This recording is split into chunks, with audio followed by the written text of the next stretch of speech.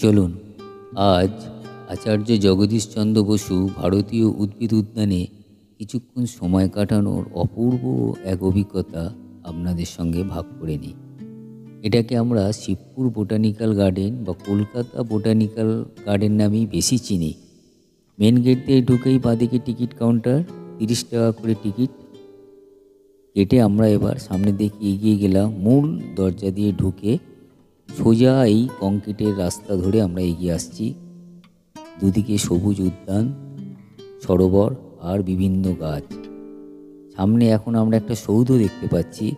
এটা হচ্ছে Robert colonel কিটসের সৌধ, যিনি 1788 সালে এই বোটানিক্যাল গার্ডেন প্রতিষ্ঠা করেছিলেন।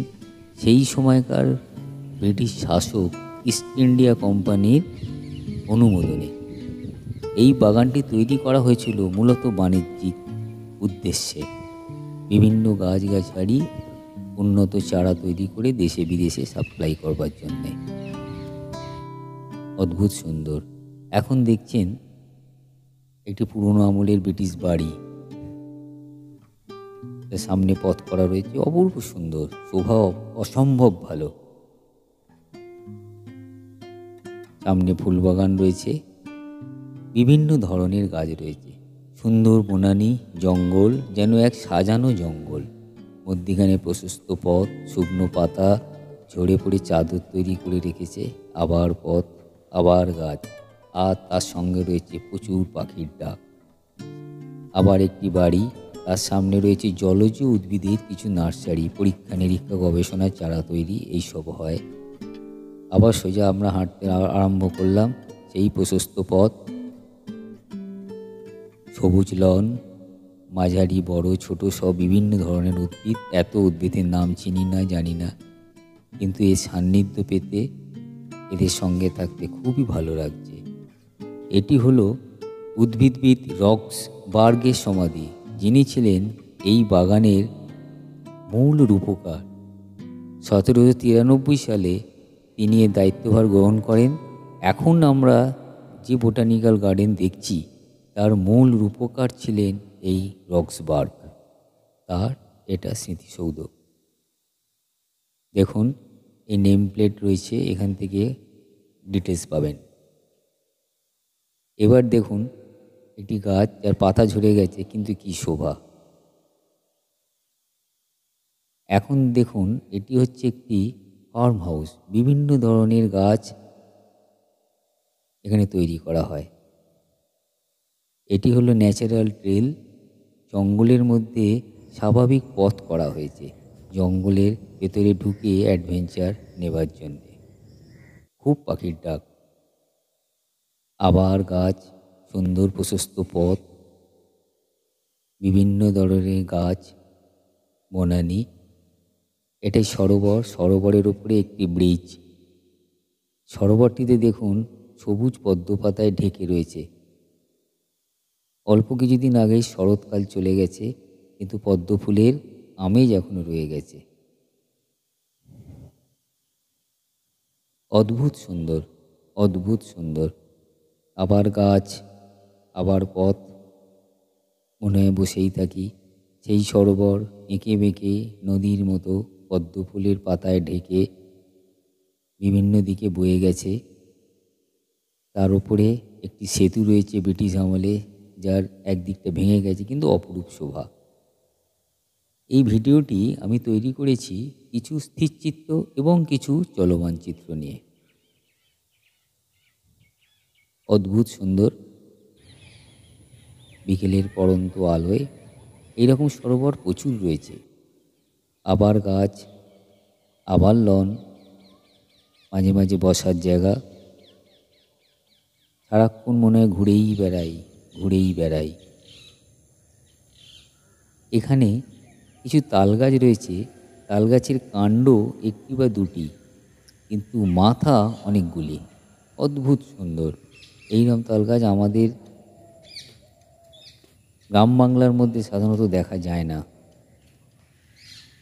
অদ্ভুত সুন্দর এই দৃশ্য, খুব ভালো লাগছে দেখতে। আশপাশে আরও অনেক গাছ রয়েছে, মধ্যখানে প্রশস্ত পথ, আর তারপর প্রচুর পাখির ডাক। বিভিন্ন ধরনের পাখি উড়ে যাচ্ছে ঝাঁকে ঝাঁকে, তার মধ্যে টিয়া পাখি, অন্য পাখিও রয়েছে। যদিও আমি অন্য পাখির ডাক চিনি না, শুধু টিয়া পাখিটাই বুঝতে পারছি এত পাখির মধ্যে। অদ্ভুত সুন্দর, সবুজে সবুজ, নিচে সবুজ লন, ওপরে বড় বড় সবুজ গাছ, মধ্যিখানে প্রশস্ত পথ। রবীন্দ্রনাথের সেই কবিতা, দাও ফিরে সে অরণ্য, লহ হে নগর, লও যত লৌহ লোস্ট কাষ্ঠ ও প্রস্তর, হে নব সভ্যতা। মনে হয় এই কবিতা আওড়াতে আওড়াতেই শুধু হেঁটে বেড়াই।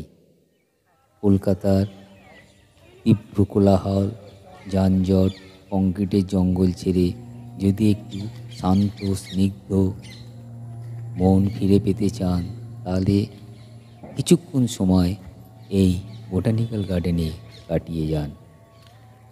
সুন্দর একটি বাহারি ফুলের গাছ, ফুলটি ফুটে আছে।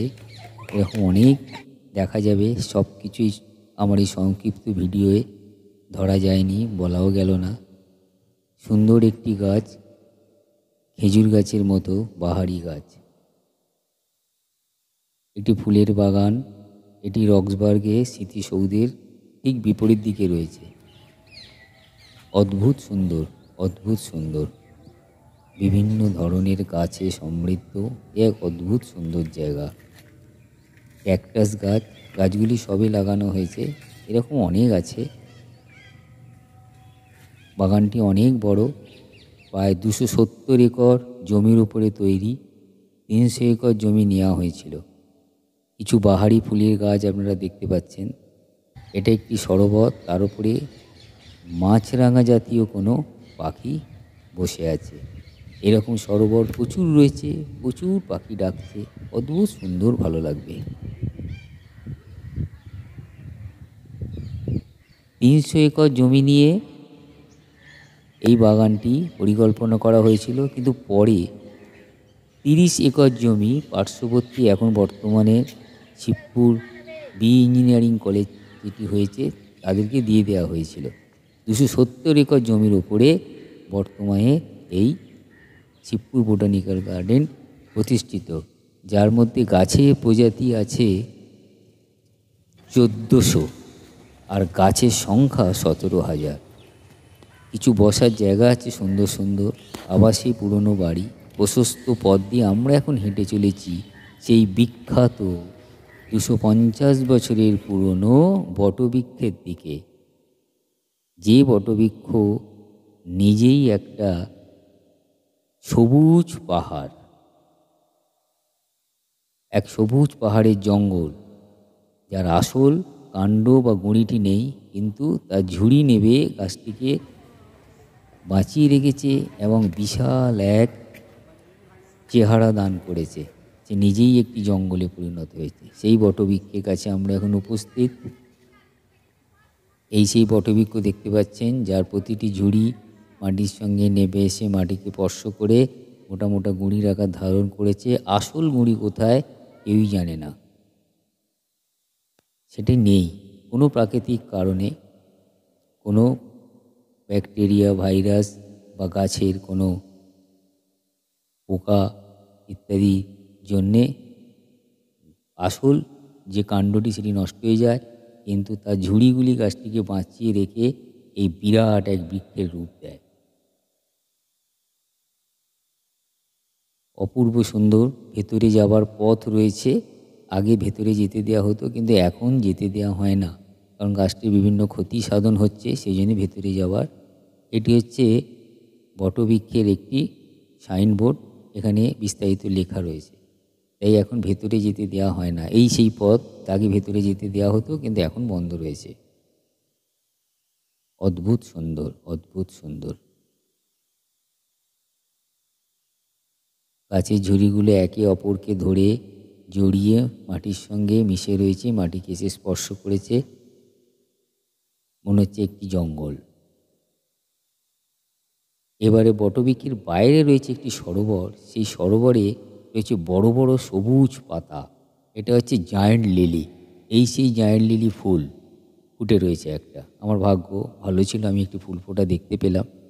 এই জায়ান্ট লিলি এতই বড় যে এর ওপরে কোনো শিশুকে বসিয়ে রাখলে ডোবে না পাতাটির তলায় মোটা শিরা দিয়ে রেনফোর্সড করা আছে।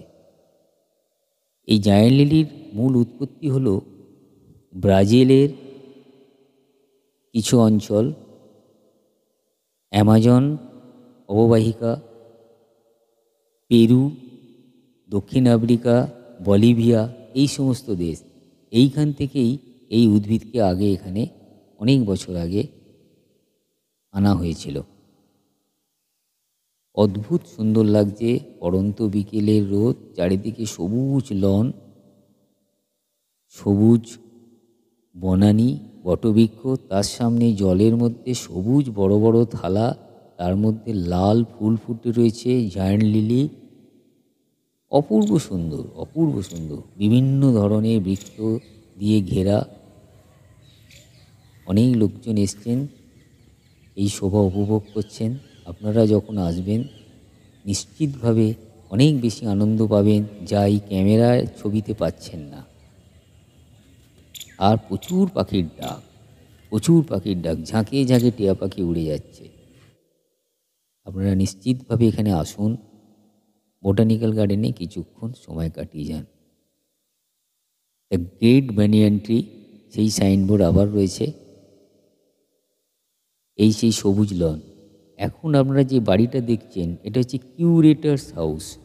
এটা গঙ্গার দিকে অবস্থিত, মানে বোটানিক্যাল গার্ডেনের পূর্ব দিকে অবস্থিত। এই বাড়িটি সুন্দর একটি গোলাকৃতি স্থাপত্যের বাড়ি, দেখতে খুবই দৃষ্টিনন্দন। এইখানে বিভিন্ন সময়ে প্রশাসনিক কর্তারা থাকতেন, কাজকর্ম করতেন। ওই যে গাছের ফাঁক দিয়ে দেখুন গঙ্গা নদী বইছে। এখন আমরা বাড়িটি দেখছি, বাড়িটির মধ্যে সামনের দিকে বিভিন্ন মনীষীর ছবি টাঙানো রয়েছে। এখনই এটা অফিস হিসেবেই কাজকর্ম চলছে।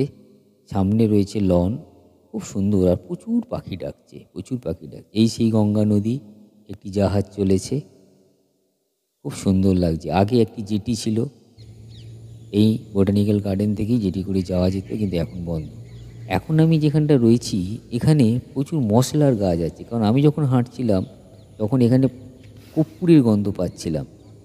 এই জায়গাটা থেকেই কর্পূরের গন্ধটি খুব বেশি আসছিল। সম্ভবত এখানেই কোনো কই গাছটি সম্ভবত কর্পূরের গাছ, যদি আমি চিনি না মশলার গাছ সব, কিন্তু প্রচুর কর্পূরের গন্ধ পাচ্ছিলাম।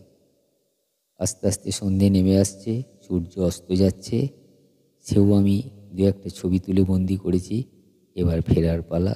আপনারা কেউ প্লাস্টিকের বোতল বা প্লাস্টিকের কোনো জিনিস আনবেন না, সেগুলো কিন্তু ঢুকতে দেওয়া হবে না।